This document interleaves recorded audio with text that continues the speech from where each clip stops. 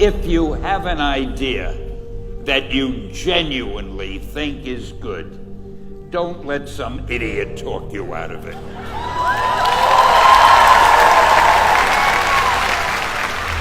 We had already done the Fantastic Four and I think maybe the X-Men, I can't remember the order, but my publisher came to me and he said, Stan, I want you to come up with another superhero.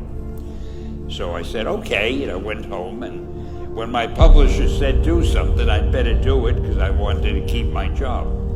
I thought, what can I come up with now? And the most important thing in a superhero at first is the superpower. Once you get that, everything else comes along. So I thought, what power will I give a new guy? And I saw a fly crawling on the wall. And I said, hey, if I could get a superhero that could stick to walls and crawl on them, man, that would be cool. So I thought that was good. Now I needed a name. So I thought, well, let's see, Fly Man, Mosquito Man. I got down to Spider-Man. Spider-Man. It just sounded dramatic. So, okay, I had my hero, I had his power, his name, and then I figured just for fun, I'm going to give him personal problems. Because except for you people who are that your lives are perfect, but most other people have personal problems. And then I thought I'd make him a teenager, because there were no teenage superheroes that I knew of at the time. So armed with all that wonderful material, those great ideas, I ran into my publisher's office and I told him. This was my reaction, the reaction he gave me. Stan, that is the worst idea I have ever heard.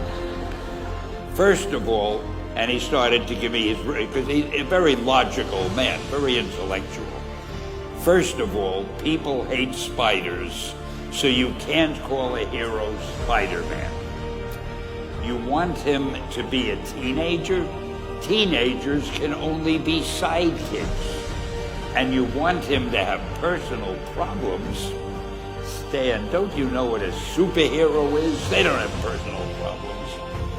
Well, I left the office disappointed, but obviously a much wiser man.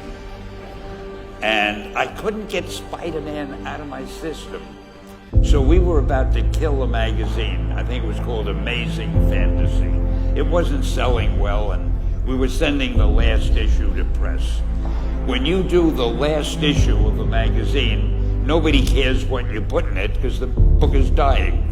Just to get it out of my system, I put Spider-Man in Amazing Fantasy, featured him on the cover, forgot about it. A month later, all the sales figures came in.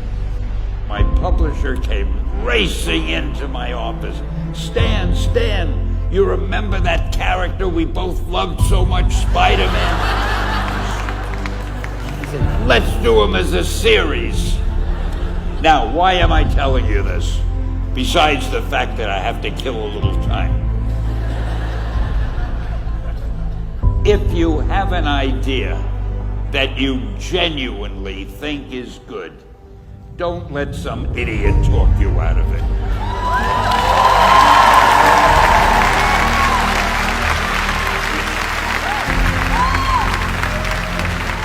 Now, that doesn't mean that every wild notion you come up with is going to be genius, but if there is something that you feel is good, something you want to do, something that means something to you, try to do it.